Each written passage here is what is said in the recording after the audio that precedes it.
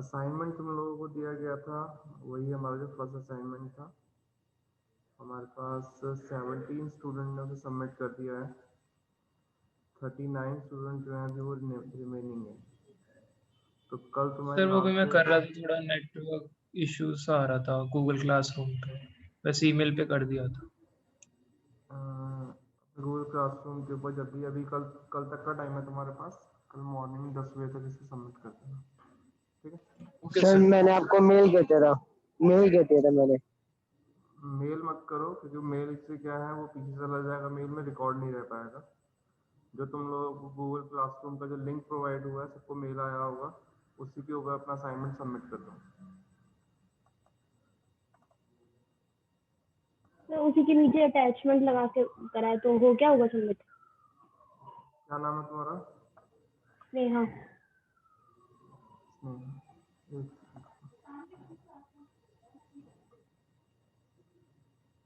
स्नेहा, हाँ तुम्हारा सबमिट हो चुका है। किसने कर दिया सर? नाम ले दो एक बार। आदित्य कुमार, आदित्य रावत, अनुराग शर्मा, आरुषि गुप्ता, आयुष, चंचल शर्मा, धूपम, जय कुमार, मान्या, मुदित, निहारिका, निकुंज, ऋषि, साहिल, शिवम कुमार, स्नेहा, सोनिका, आशिमा, नहीं सोनिका तक, आशिमा का सबमिट नहीं है। सोनिका तक जो स्टूडेंट्स हैं इन्होंने जो है असाइनमेंट सबमिट कर दिया है। Sir, I also submitted Dhriti. धृति धृति नहीं, तुम्हारा सबमिट नहीं है अभी। धृति I attached the PDF.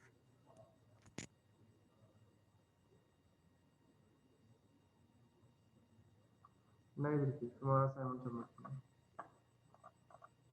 Sir तक्षाना का भी नहीं है? नहीं, चलो ठीक है, ये तुम लोग कल तक कर लेना। जिन स्टूडेंट ने, अगर किसी को ये डाउट आ रहा है कैसे करना है, मैंने अभी कुछ स्टूडेंट्स के नाम दिए हैं, इनमें से ये स्टूडेंट्स में से तुम कंसर्न कर सकते हो आपस में, ठीक है। आदित्य कुमार है, अनुराग शर्मा है, ये दो स्टूडेंट है जिनका असाइनमेंट तो स्टार्टिंग में ऊपर ही नाम दिख रहे हैं इनके। तो आप लोग इनसे कंसर्न कर सकते हो कैसे सबमिट किया है, ठीक है। चलो,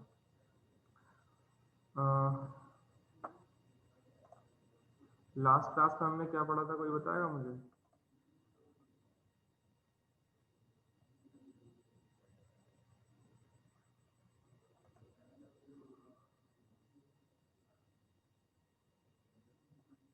फंडामेंटल ऑफ कंप्यूटिंग। क्या fundamental of computing? Sorry sir, basic components of computer जो थे हमारे।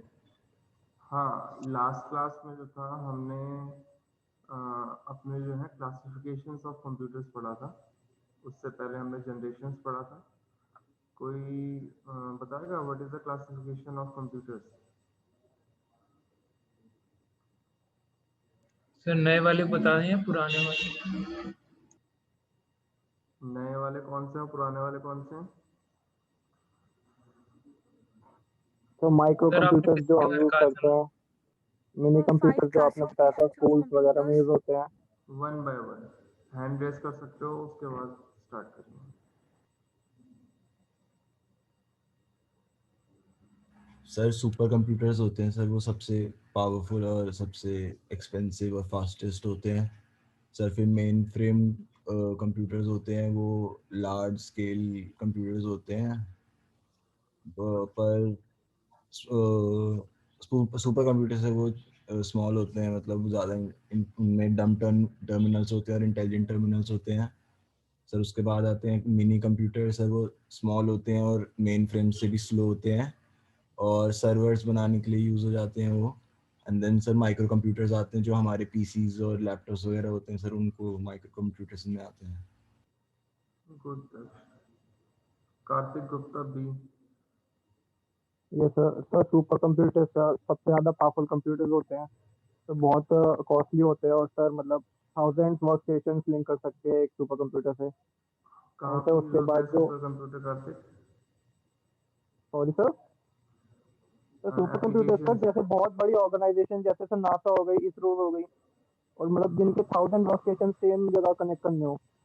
एंड सर उसके बाद मेन फ्रेम्स आते हैं, ये बाकी बड़ी कंपनीज यूज करती है, सुपर कंप्यूटर से नीचे आते हैं। इनमें मतलब hundreds of work station connect हो जाते हैं। उसके बाद सर मिनी कंप्यूटर्स आते हैं, ये स्कूल्स और ऑफिस वगैरह में यूज होते हैं सेम सर्वर बनाने के लिए। उसके बाद सर माइक्रो आते हैं जो हम लोग यूज करते हैं डेली यूज के लिए। Okay good. Dhriti?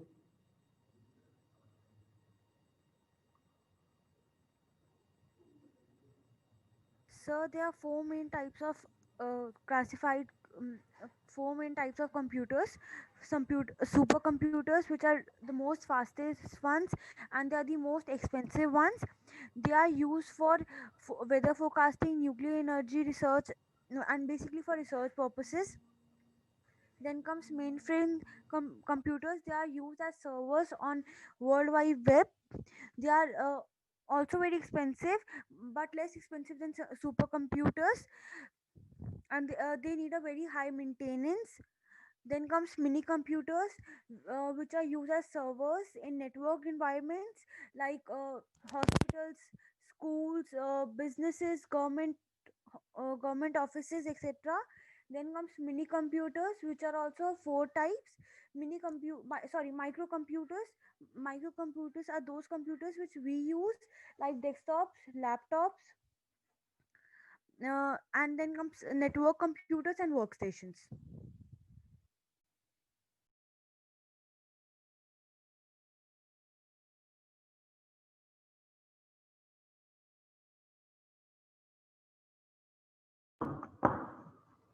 Good Dhriti. Thank you, sir. Kabir Mittal? Sir हमने कंप्यूटर को क्लासिफाई करा था on the basis of size और on the basis of functionality और on the basis of data handling. तो on the basis of size में हमने 4 parts में करा था: super computer, mainframe computer, mini computers and micro computers. और जो हमारा फंक्शनैलिटी थी उसके अंदर हमने सर्वर, वर्कस्टेशन और एम्बेडेड कंप्यूटर्स बताए थे। और जो डाटा हैंडलिंग थी उसमें हमने एनालॉग और डिजिटल कंप्यूटर्स के बारे में बताया था। Okay good. ठीक है कबीर।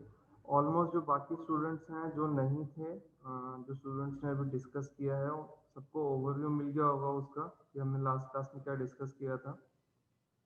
लास्ट क्लास का डिस्कस करने का जो मोटिव है वो सिर्फ इतना सा है कि हम जो स्टूडेंट्स ने जो पहले अगर मिस किया है या कोई कॉन्सेप्ट उनको क्लियर नहीं हुआ है तो वो उसको गो थ्रू हो जाएगा और वो इजीली क्या कर सकते हैं, इसको कैचअप कर सकते हैं जो प्रीवियस क्लास थी हमारी। ठीक है, तो हम आज का स्टार्ट करते हैं। आज जो हम हमारी रिवीजन क्लास समझो इसको भी, क्योंकि जो प्रीवियस हमने पढ़ा हुआ है हम उसी को पढ़ रहे हैं फिलहाल, क्योंकि जो बच्चों ने न्यू ज्वाइन किया है 15-16 उनको कोई प्रॉब्लम ना हो। तो ये हमारी जो सेकंड पीपीटी है, इसके बाद ये पीपीटी होने के बाद हमारी ऑप्टेन मेमोरी, कुछ स्टूडेंट्स पूछ रहे थे जो हमारे पास वो हैं स्लाइड्स, जो हमने नोट्स जो हमने पढ़े थे वो हमें पढ़ने के लिए कुछ स्टूडेंट्स बोल रहे थे कि सर शेयर करने के लिए। तो जैसे ही हम उनको अभी लेक्चर के अंदर कंप्लीट कर लेंगे, उसे पढ़ लेंगे, उसके बाद मैं गूगल क्लासरूम पे तुम सबके साथ उसको मैं शेयर कर दूँगा। ठीक है, 2 मिनट के लिए मैं होल्ड कर रहा हूँ, अभी तुम लोगों के साथ ज्वाइन करता हूँ।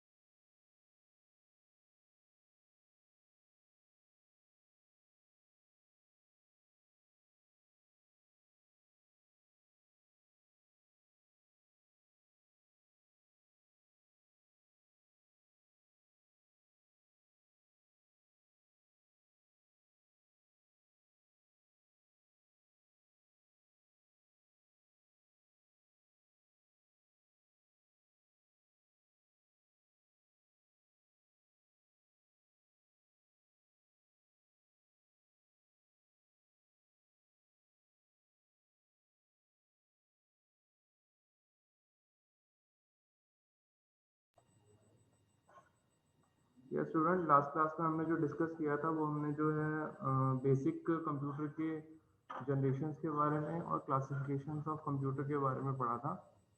आज जो है बेसिक कंपोनेंट्स ऑफ कंप्यूटर, ये हमने पहले भी डिस्कस किया हुआ है, हम उसी को एक बार रिफ्रेश के लिए फिर से डिस्कस कर रहे हैं जो हमारे न्यू स्टूडेंट्स हैं उनके लिए। Basic components of computer models ये लास्ट लेक्चर के अंदर हमने डिस्कस किया था what is computer. Computer is electronic device that receive inputs, store it for a period of time, operating it according to a set of instructions known as a program, and gives the user with a output. Computer क्या है, electronic device है जो कि particular user से input receive करता है, उसको store करता है अपने हार्ड डिस्क के लिए पर्टिकुलर टाइम पीरियड के लिए, और जब भी अगर उसे प्रोसेस करना होता है तो उसको अपनी सेकेंडरी मेमोरी से फैच करता है मेन मेमोरी के अंदर। फैच करने के बाद, प्रोसेसिंग के बाद डेटा को स्टोर करता है और बाद में हमें आउटपुट प्रोवाइड करता है। ठीक है, एक सिंपल सी डेफिनेशन और है, computer electronic device which convert data into information. ये बहुत जनरल वे की डेफिनेशन है। इसके अंदर इसने क्या मेंशन किया है, कंप्यूटर एक इलेक्ट्रॉनिक डिवाइस है जो कि हमारे डेटा को प्रोसेस करके इंफॉर्मेशन प्रोवाइड करता है। क्लियर? नेक्स्ट बात करते हैं the basic components of computer. There we have basically four kind of components. First one is the input, output, processor, storage device, and further CPU have two units, control unit and arithmetic logical unit. Last time जो हमने basic components of computer के अंदर जो इसका block diagram देखा था उसमें भी हमने इसको डिस्कस किया था, बट वहाँ पर हमने जस्ट क्या किया था, फ्लो ऑफ इंस्ट्रक्शंस देखी थी, कौन कौन से जो कंपोनेंट्स हैं वो आपस में कैसे इंटरेक्ट कर रहे हैं और किस किस तरह से इंटरेक्ट करते हैं। फर्स्ट हमने एरो से मेंशन किया था, कहाँ पे डेटा फ्लो का जो एरोस थे वो डेटा फ्लो शो कर रहे थे, जबकि जो डॉटेड लाइन थी हमारे कंपोनेंट्स के बीच में वो शो कर रहे थे कंट्रोल स्टेटमेंट्स के लिए। क्लियर है? फर्स्ट बात करते हैं what are the computer components. यहाँ पर हमारे पास क्या है, डिफरेंट टाइप्स के कंपोनेंट्स हैं। इनपुट है, सीपीयू है, आउटपुट है, ROM, memory, RAM, hardware, storage and software. Input क्या है, कोई भी जितने भी हमारे पास डिवाइसेस हैं जो यूजर से इनपुट लेते हैं वो हमारे क्या है, इनपुट डिवाइसेस हैं। इनपुट डिवाइसेस के अंदर हमारे पास कौन से एग्जांपल्स आ जाते हैं, हमारे पास आ जाते हैं कीबोर्ड, ओके, या फिर माउस, या फिर जॉयस्टिक, या फिर हम अगर गेम्स प्ले करते हैं तो उसके अंदर हमारे पास क्या है, जो हम जॉयस्टिक्स यूज़ करते हैं वो एज ए इनपुट डिवाइस हमारे वर्क करते हैं। नेक्स्ट आता है हमारे पास CPU, that stand for the central processing unit. It's further classified into two parts. First one is the CU control unit and the next one is the ALU arithmetic logical unit. Okay, both have their separate coherent tasks that they perform. Control units are used to control the components and make the interaction between them. Arithmetic logical units इसलिए use होती है जितने भी operations perform होते हैं हमारे system के, वो हमारे जो ऑपरेशंस है वो अरिथमेटिक लॉजिकल यूनिट्स के थ्रू परफॉर्म होते हैं, जो भी उसका प्रोसेसर के साथ रिलेट करते हैं। नेक्स्ट आता है हमारे पास आउटपुट। सिस्टम को एक बार प्रोसेस करने के बाद जो भी डिवाइसेस, आउटपुट डिवाइसेस हमारे यूज होते हैं जिसके थ्रू हम स्क्रीन के ऊपर डिस्प्ले करते हैं, वो हमारे क्या होते हैं, आउटपुट डिवाइसेस होते हैं। जैसे कि इसके अंदर एग्जांपल रहता है हमारे पास मॉनिटर हो गया, और हमारे साउंड सिस्टम हो गए, जो स्पीकर्स हम यूज़ करते हैं, और प्रिंटर है, ये सब क्या है हमारे आउटपुट डिवाइस हैं। इनको हम फर्दर आगे की स्लाइड्स के अंदर और डिटेल में पढ़ेंगे।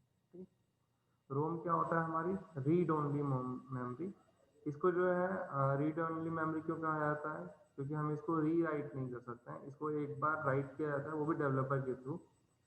रोम का यूज़ कहाँ पर करते हैं, हमने पहले भी वो डिस्कस किया था। रोम के अंदर हम क्या करते हैं, बूटस्ट्रैप प्रोग्राम हम मेंशन करते हैं। बूटस्ट्रैप प्रोग्राम क्या प्रोग्राम होता है, जब हम अपने CPU या फिर लैपटॉप के अंदर पावर स्विच का स्विच प्रेस करते हैं, बटन प्रेस करते हैं, उसके बाद जो प्रोसेसिंग होती है पावर ऑन होने के बाद कहा जाता है, जो हमारे बूटस्ट्रैप रोम के अंदर जो इंस्ट्रक्शंस हैं वो उनको एग्जीक्यूशन स्टार्ट होता है। एग्जीक्यूशन स्टार्ट होने के बाद क्या है, तुम देखोगे डायरेक्ट तुम्हारी स्क्रीन के ऊपर मदरबोर्ड की स्क्रीन नहीं आती।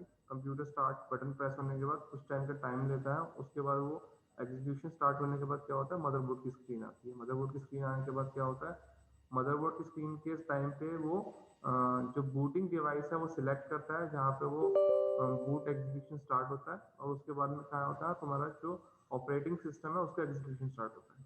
ठीक है, तो रीड ओनली मेमोरी क्या है, ये one time right by the developer. Next आता है हमारे पास मेमोरी। मेमोरी क्या है, रोम और रैम जो है ये बोथ जो है मेमोरी के ही पार्ट हैं हमारे पास। अब नेक्स्ट आते हैं हमारे पास रैम। रैम क्या है, रैंडम एक्सेस मेमोरी। इसकी जो स्पीड होती है वो फास्ट होती है और ये रीराइटेबल होती है, और इसकी जो मेमोरी होती है ये वॉलेटाइल होती है। फॉर एग्जांपल तुमने अगर कोई इसका डेटा स्टोर किया है, वो पर्टिकुलर कुछ टाइम पीरियड के लिए क्या होता है, जब तक उसकी ज़रूरत होती है प्रोसेसिंग के लिए वो रैम के अंदर स्टोर होती है। उसके बाद क्या होता है, वो डेटा हम यहाँ से डायनेमिकली रिमूव हो जाता है विद। अब ये डेटा जो रिमूव होता है वो इसके अंदर जब हम स्टैटिक और डायनेमिक रैम पढ़ेंगे तो उसको और क्लियर से कर पाएंगे। स्टैटिक रैम कौन सी रैम होती है, स्टैटिक रैम के अंदर क्या होता है, जो डेटा जो है जब तक तुम्हारी पावर स्टेब्लिश रहती है तुम्हारी हार्ड डिस्क के अंदर, तब तक क्या होता है वो जो उसके अंदर कंपोनेंट्स जो मेमोरी है, डेटा है, इंफॉर्मेशन है, स्टोर रहता है। जैसे पावर ऑफ होती है तो डेटा जो है वो रिमूव हो जाता है। डायनेमिक के अंदर क्या होता है, डायनेमिकली एक पर्टिकुलर टाइम पीरियड के अंदर पीरियडिकली जो होता है डेटा जो है उसमें रिफ्रेश होता है और डेटा जो अननेसेसरी डेटा है वो रिमूव होता रहता है। ठीक है। फिर हमारे पास नेक्स्ट आती है स्टोरेज यूनिट। स्टोरेज यूनिट के अंदर हमारे पास क्या आता है, सेकेंडरी स्टोरेज की बात हो रही है यहाँ पर। सेकेंडरी स्टोरेज जो हमारी हार्ड डिस्क होती है, इसका जो साइज होता है वो एज कम्पेयर टू रैम ज़्यादा होता है। रैम जो होती है मोस्टली 8 to 16 GB है, एट प्रेजेंट मार्केट में 32 GB भी अवेलेबल है। और स्टोरेज जो होती है वो हमारी GB टू टेराबाइट के अंदर एग्जिस्ट करती है। ठीक है, ये तो हमारी हो गई सेकेंडरी स्टोरेज की बात। फिर आते हैं हमारे पास सॉफ्टवेयर एंड हार्डवेयर। हार्डवेयर क्या होते हैं, वो कंपोनेंट जिनको हम फिजिकली टच कर सकते हैं वो हमारे क्या होते हैं, हार्डवेयर है। जैसे कि मॉनिटर है तो मॉनिटर को टच कर सकते हो। CPU है तुम्हारा कैबिनेट है, जिसके अंदर तुम्हारे पास मदरबोर्ड और रैम जो अदर कंपोनेंट्स हार्डवेयर कंपोनेंट है वो अटैच्ड है। वो सब तुम्हारे पास किस में अटैच्ड होते हैं, तुम्हारे मदरबोर्ड के ऊपर, और किस में प्लेस्ड होते हैं, वो कैबिनेट के अंदर। तो वो सब तुम्हारे पास क्या है, हार्डवेयर पार्ट है। कीबोर्ड, माउस, स्पीकर, ये सब क्या है, हार्डवेयर पार्ट है। क्या आते हैं बात सॉफ्टवेयर। सॉफ्टवेयर वो कंपोनेंट जिनको तुम फिजिकली टच नहीं कर सकते हो। फॉर एग्जांपल तुम्हारे पास पीस ऑफ कोड है, तुम उसको टच नहीं कर सकते हो। सॉफ्टवेयर के अंदर क्या आता है तुम्हारे पास, हमने लास्ट क्लास के अंदर भी डिस्कस किया था कि इंस्ट्रक्शन क्या होता है, प्रोग्राम क्या होता है, और सॉफ्टवेयर क्या होता है। इंस्ट्रक्शन क्या है, कोई भी पीस ऑफ कोड जो पर्टिकुलर टास्क परफॉर्म करता है वो इंस्ट्रक्शन होता है। और सेट ऑफ इंस्ट्रक्शन या फिर कॉम्बिनेशन ऑफ इंस्ट्रक्शन क्या होता है, वो एक प्रोग्राम होता है। For example C equal to A+B। तो A+B क्या है, तुम्हारे पास एक ऑपरेशन है एडिशन का, ये एक इंस्ट्रक्शन हो गई। नेक्स्ट मेरे पास क्या, C इक्वल टू A-B, ये क्या है, एक इंस्ट्रक्शन हो गई सब्सट्रैक्शन की। नेक्स्ट मेरे पास है C(A)(B), ये क्या है, मल्टीप्लिकेशन की इंस्ट्रक्शन है। तो ये इंस्ट्रक्शंस क्या है, डिफरेंट इंस्ट्रक्शन को जब मैं इसको कंबाइन करता हूँ और यूजर से A और B की इनपुट लेता हूँ तो ये क्या बन गया एक सा, इनको अगर मैं कंबाइन करता हूँ वेरियस ऑपरेशंस को जो इंस्ट्रक्शन सेट है, तो ये क्या हो जाता है, एक कैलकुलेटर का प्रोग्राम जो है एक जनरेट हो जाता है, जो कि एडिशन, मल्टीप्लिकेशन और सब्सट्रैक्शन का जो हमारे बेसिक कैलकुलेटर के जो फीचर्स होते हैं वो हमें प्रोवाइड करते हैं। तो वो क्या हो जाता है, हमारे पास प्रोग्राम हो जाता है।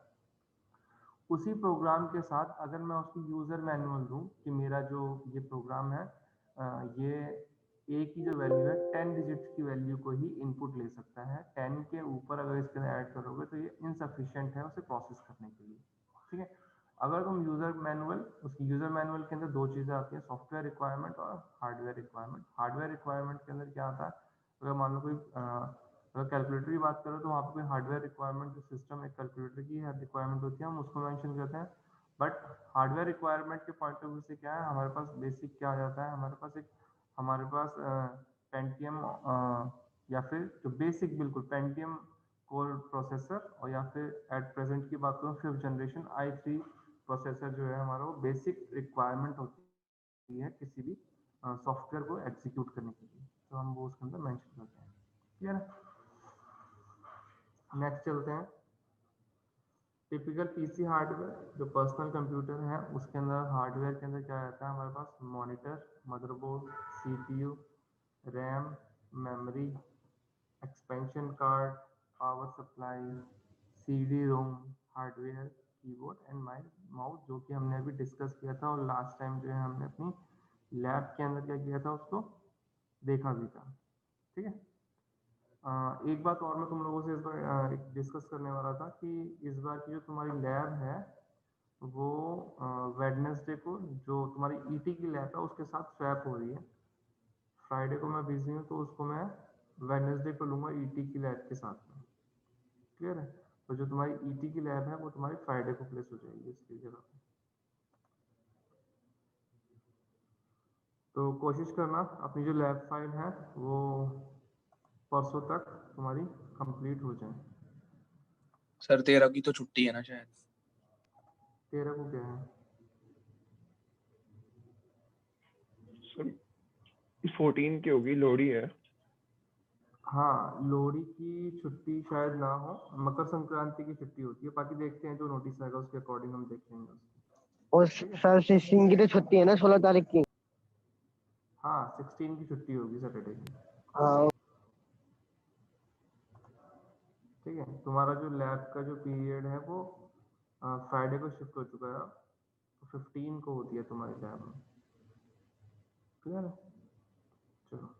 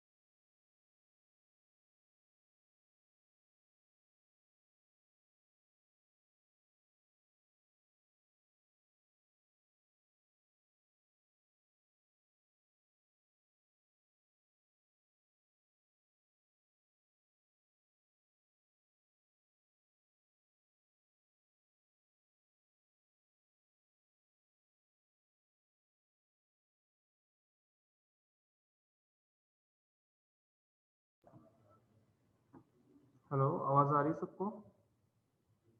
Yes sir. अभी यस बीच सर। में ब्रेक हुए थे क्या?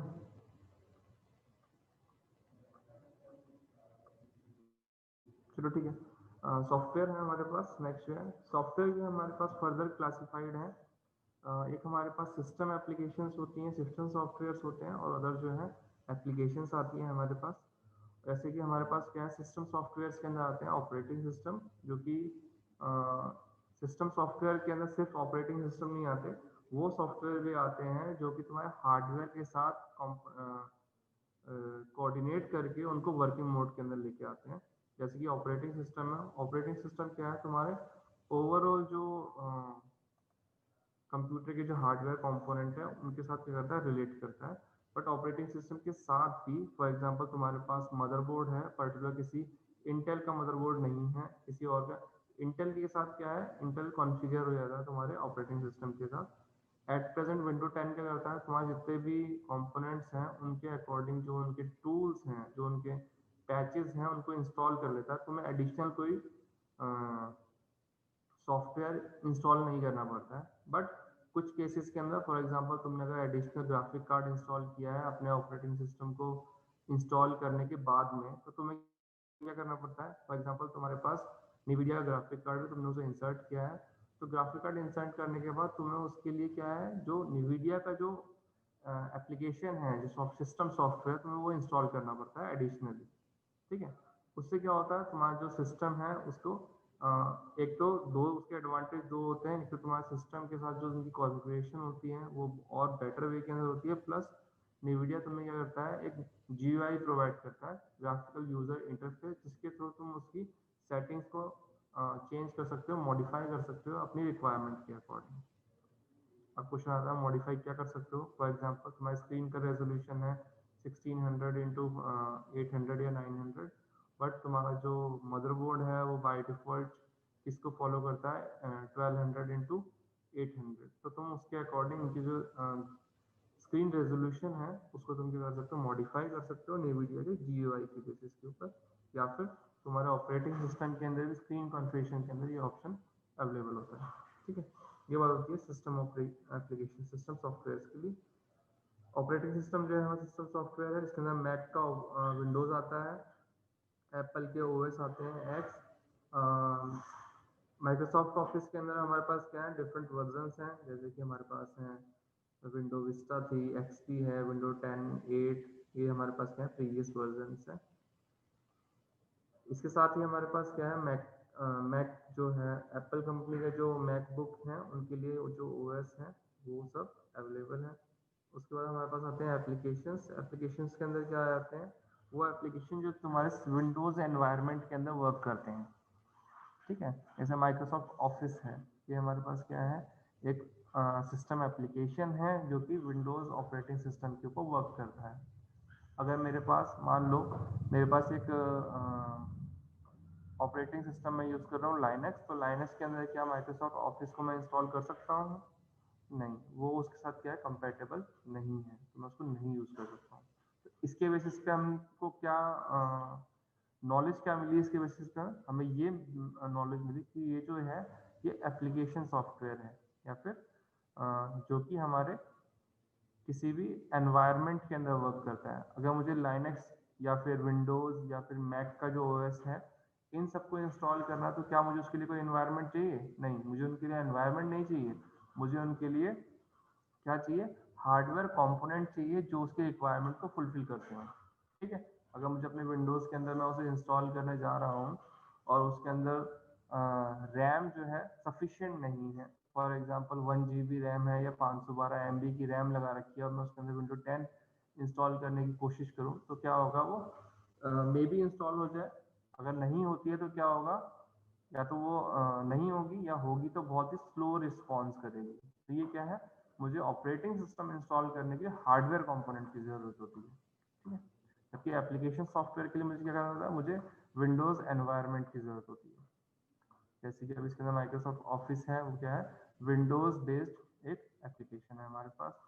ये फिर इधर एडोब रीडर है, फाइनल कट प्रो है, ये सब क्या है, ये हमारे एप्लीकेशन बेस्ड सॉफ्टवेयर होते हैं। फिर हमारे पास गेम्स आती हैं। अब गेम्स भी हैं, वो भी अगर तुम उसके अंदर कोई भी गेम किसी ने DVD परचेस की हो, तो DVD परचेस करते हैं तो उसके अंदर हार्डवेयर रिक्वायरमेंट लिखी होती है कि मिनिमम i3 प्रोसेसर चाहिए, 8 GB रैम चाहिए इसके अंदर। अगर 8 GB रैम के हिसाब से ग्राफिक कार्ड रेजोल्यूशन ये होना चाहिए, स्क्रीन। अब तुम देखोगे तो कुछ गेम्स होती हैं जो इंस्टॉल होने के बाद जब तुम उसे रन करते हो ना, तो वो तुम्हारी स्क्रीन का रेजोल्यूशन चेंज कर देते हैं अपने अकॉर्डिंग। ठीक है, तो ये सब क्या होते हैं, तुम्हारे गेम्स जो हैं ये हमारे एप्लीकेशंस होते हैं जिनको हम अपने एनवायरनमेंट बेस्ड जो हमारे ऑपरेटिंग सिस्टम होते हैं उनके ऊपर रन करते हैं। क्लियर, ये थे हमारे बेसिक सॉफ्टवेयर।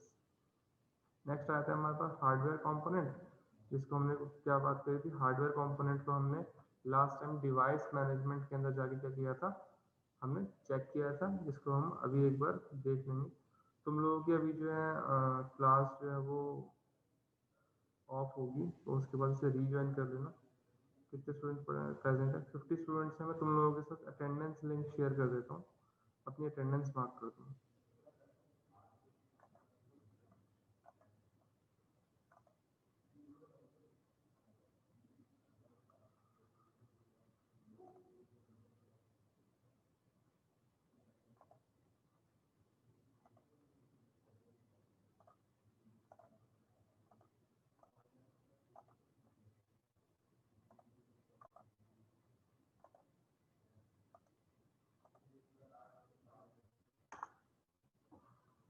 सबको अटेंडेंस में लिंक मिल गया होगा अपनी चैट के अंदर, तो तुम वहाँ से अपनी यस अटेंडेंस सर। मार्क कर सकते हो।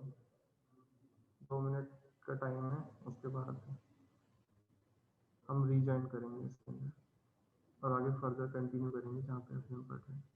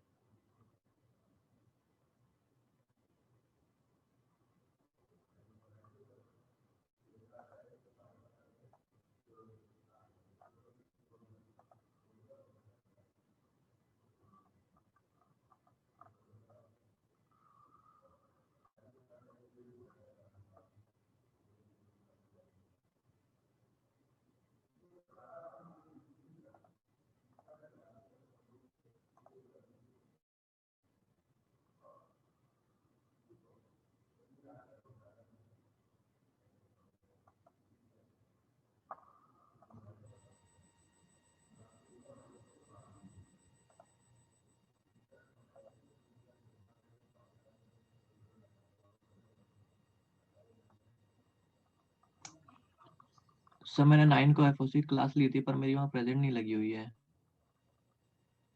9 को अटेंडेंस तुम लोगों ने खुद से लगाई है। सर पता नहीं मेरी अटेंडेंस लगी नहीं है वहाँ।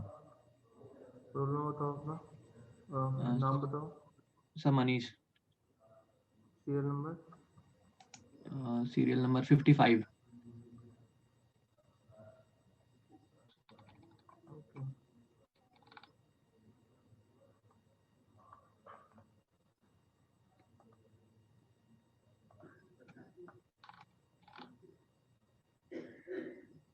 यही रीज़न है मैंने इस टाइम पे इसको शेयर किया, क्योंकि प्रीवियस पहले भी ख़त्म होने के बाद जो रीजॉइन किया था उसमें 2-3 बच्चे कम थे,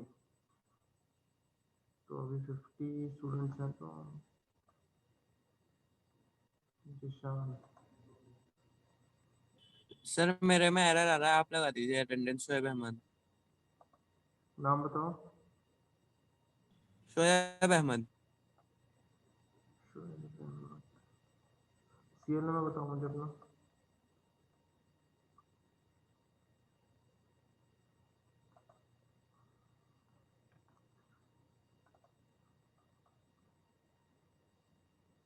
नाइन।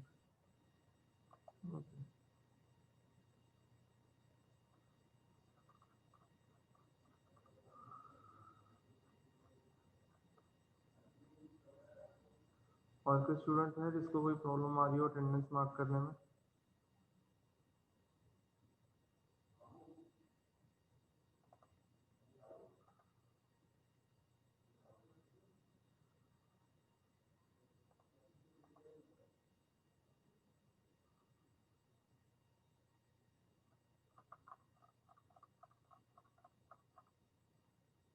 हर्ष गुप्ता, हैंड रेज है, कुछ पूछना है? सर मैंने 16 तारीख से 23 तारीख तक की वो अटेंडेंस नहीं लगी हुई है और मैंने क्लासेस भी अटेंड करी हैं सारी। कहाँ पे क्लासेस, यहीं पे ज्वाइन करी थी? नहीं, वो पहले हमारा बी सेक्शन में था ना 16 से 30 तक। तो हाँ, तो कोई इश्यू नहीं है। जब ये मंथ की अटेंडेंस कंपाइल होगी उस टाइम पे जो प्रीवियस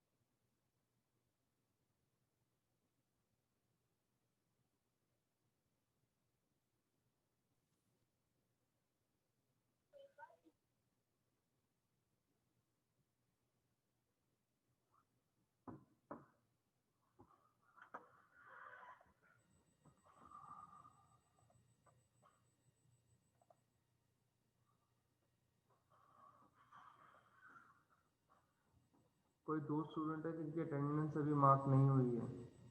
तब मैंने 28 और 30 की ली थी क्लास पर, मेरी अटेंडेंस नहीं लग रखी। 28 और 30 वो तुम्हारी प्रीवियस क्लासेस होंगी, वो मिल जाएंगी अटेंडेंस। जिन स्टूडेंट ने दूसरे सेक्शन के अंदर क्लासेस ली हैं और उनकी अटेंडेंस यहाँ पे मार्क नहीं है, उनकी अटेंडेंस जब नहीं, अटेंडेंस मैं इसी कंपाइल होंगी। सेक्शन की थी स्टार्टिंग से। हम्म, मैं इसी सेक्शन की थी स्टार्टिंग से, 28 और 30 मैं एक स्टार्टिंग बार से। तुम 28 और 30 में उन क्लासेस की जो स्क्रीनशॉट होंगे उसमें एक बार क्रॉस चेक कर लूँगा, वो मार्क कर दूँगा। Okay sir.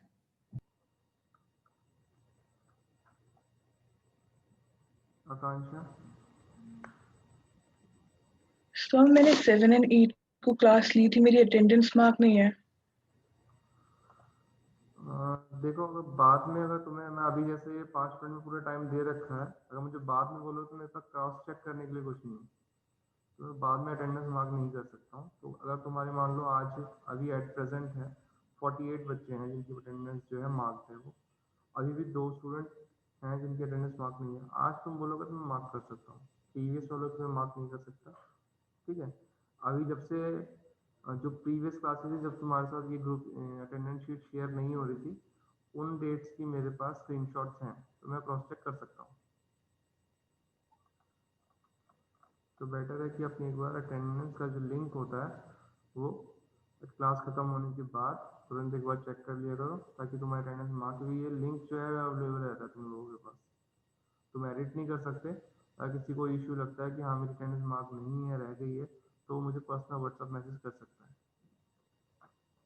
किस डे की बात कर रहे हो आकांक्षा तुम? 7 and 8 sir 8 and 7 7 and 8? yes sir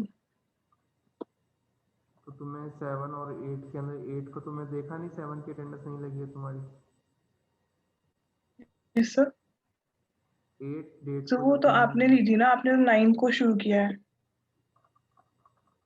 तो 9 को तुम प्रेजेंट नहीं थे? नो सर 9 को मैंने क्लास नहीं ली थी। ओके ठीक है, फिर मेरे पास स्क्रीनशॉट है, मैं क्रॉस चेक कर लूँगा। 2 स्टूडेंट हैं, आकांक्षा और स्नेहा, ठीक। ओके सर मेरी भी, मैंने 7th को क्लास ली थी पर अटेंडेंस नहीं लगी हुई इसमें। आर्यन सिंह। एक सेकंड मुझे नोट कर, या फिर एक काम करना, जो भी तुम स्टूडेंट्स हो ना, मुझे व्हाट्सएप कर देना डेट्स के साथ। सर आपके पर्सनल मतलब? हाँ, मुझे मैसेज ड्रॉप कर देना कि इस डेट की अटेंडेंस मेरी जो मार्क नहीं है। Okay okay sir. Time waste नहीं करते हैं, अभी हमारे पास ऑलमोस्ट 4 मिनट्स हैं, तो हम जो डिस्कस कर रहे थे उसको कंटिन्यू कर लेते हैं। नेक्स्ट क्लास के अंदर तुम लोगों को मैं हार्डवेयर कंपोनेंट के अंदर जो हमने डिवाइस मैनेजमेंट के अंदर जो प्रैक्टिकल हमने देखा था उसको एक बार डिस्कस करेंगे, ठीक है। और these are the expansion card, जैसे कि हम लोगों ने अपनी जो हमारी लैब हुई थी, लैब के अंदर देखा था कि हमारे पास कार्ड के लिए स्लॉट दिया हुआ है वहाँ पे ग्राफिक कार्ड के लिए। तो ये क्या है, एक एग्जांपल दिया हुआ है, इसके अंदर इमेज है। ये जो यहाँ पर गोल्डन कलर के मेंशन है, ये तुम्हारे इंसर्ट हो जाते हैं किसमें, मदरबोर्ड के ऊपर, ये पार्ट जो है। और ये जो कंपोनेंट पार्ट है जो इस साइड तुम देख रहे हो, मेरे कर्सर के मूवमेंट में विजिबल है तो तुम देख सकते हो यहाँ पर क्या हो रहा है, तुम्हारी ये आउटपुट या आउटलेट है जो कि तुम्हारे क्या कैबिनेट की बाहर पे डिस्प्ले रहता है। तो तुम यहाँ पे क्या कर सकते हो, ये ग्राफिक कार्ड है, तो जो तुम्हारे मॉनिटर का जो प्लगइन है वो यहाँ पे इंसर्ट करके तुम ग्राफिक कार्ड को यूज कर सकते हो अपने मॉनिटर की हाई क्वालिटी इमेज के लिए। तो ये क्या है, ये जो इमेज है ये NVIDIA के एक ग्राफिक कार्ड की इमेज है, ठीक है। इसका जो पर्पस क्या है, जो पिक्चर क्वालिटी को एनहांस करना, ठीक है। ये हमारे पास क्या है, वीडियो ग्राफिक कार्ड है। नेक्स्ट आ जाते हैं हमारे पे इनपुट डिवाइसेस। इनपुट डिवाइसेस के अंदर हमारे पास keyboard, mouse, trackball, graphic tablet, game controller, touch screen, webcam, microphones, ये सब हमारे पास क्या आ जाते हैं, ये हमारे इनपुट डिवाइसेस के अंदर आ जाते हैं। इन सब का जो यूजेस है ऑलमोस्ट तुम लोगों को सबको पता है। कीबोर्ड जो है इनपुट के लिए होता है, जिसे हम QWERTY कीबोर्ड भी बोलते हैं। माउस आता है जो कि हमारा पॉइंटिंग डिवाइस है। इनिशियली माउस जो होता था वो कैसा होता था, उसमें नीचे अगर तुम किसी ने देखा हो तो एक बॉल होती थी, ठीक है। वो फिजिकल माउस बोलते थे, जिसके अंदर बॉल की मूवमेंट के बेसिस के ऊपर पॉइंटर जो था वो मूव होता है, ठीक है। नेक्स्ट आता है हमारे पास ट्रैक बॉल। ट्रैक बॉल क्या है, एक जैसे कि अभी एट प्रेजेंट HP के जो माउसेस हैं उसके अंदर क्या, HP के जो लैपटॉप्स हैं उसके अंदर बीच में ना एक कर्सर दे रहे हैं, वो इसके थ्रू तुम स्क्रीन को ट्रैक कर सकते हो, ऐसे ही हमारे पास ट्रैक बॉल भी आता है। फिर ग्राफिक टैबलेट आता है, गेम कंट्रोलर्स हैं हमारे पास, टच स्क्रीन है। टच स्क्रीन तुम्हारे पास मोबाइल डिवाइसेस हैं जो टच स्क्रीन का काम कर रहे हैं, या फिर जो टच पैड्स होते हैं जो तुम्हारे लैपटॉप के साथ तुम्हारे इनबिल्ड आते हैं। वेबकैम जो तुम एडिशनल अपने हार्डवेयर कंप्यूटर के साथ, डेस्कटॉप कंप्यूटर के साथ क्या करते हो, ऐड ऑन करते हो माइक्रोफोन। जैसे कि मैंने अभी तुम देख पा रहे हो वीडियो के अंदर एक माइक्रोफोन का मैं यूज़ करता हूँ। तो ये सब क्या है, बेसिक तुम्हारे इनपुट डिवाइस कंपोनेंट है। नेक्स्ट क्लास में हम यहीं से आगे कंटिन्यू करेंगे। किसी कोई डाउट है तो वो पूछ सकता है। सर एक्टिविटी फाइल परसों तक सबमिट करनी है। एक्टिविटी जो लैब फाइल है तुम्हारी सबमिट तुम्हें प्रिपेयर परसों तक करनी है। हाँ, शाम तक या क्लास के टाइम तक करनी है? क्लास के टाइम तक, ताकि तुम उसको शेयर कर सको मेरे साथ। और अगर वाइवा का टाइम होता है उस टाइम पे, तो वाइवा होगा, कितने स्टूडेंट्स का पॉसिबल होगा। Okay sir. सर आप लिंक बनाओगे ना क्लासरूम पे उसका सबमिट? नहीं, मैं उसको क्लासरूम पे सबमिट अगर कहोगे तो करवा दिया जाएगा, वरना ज़रूरत नहीं है। मैं तुम लोगों को देखकर उसकी मार्क, क्योंकि मैं वहाँ पर मार्किंग करने वाला हूँ हैंड टू हैंड वाइवा के बाद ही। मैं लैब फाइल देख के तुम्हारी मार्किंग नहीं होगी, जो मार्किंग होगी तुम्हारी वाइवा के बेसिस पे होगी। उसका जो वाइवा, जो तुम्हारी लैब फाइल का जो है, वो कुछ कंट्रीब्यूशन रहेगा उस मार्किंग के अंदर, बट जो ओवरऑल है तुम्हारी नॉलेज पे डिपेंड करता है। मतलब जब स्कूल कॉलेज खुल जाएंगे तब तो सबमिट करनी होगी ना?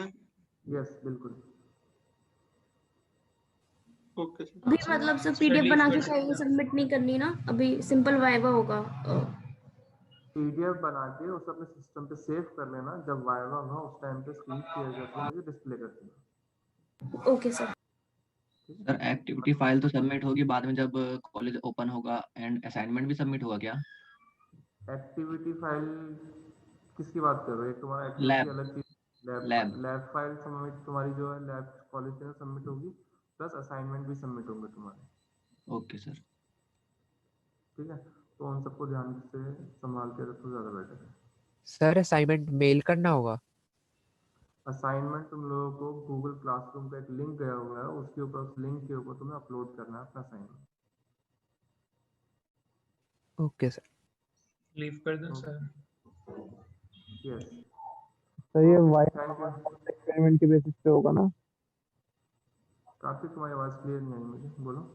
वो वाइवा जो है, जो फर्स्ट एक्सपेरिमेंट है, बस उसके बेसिस पे ही होगा ना?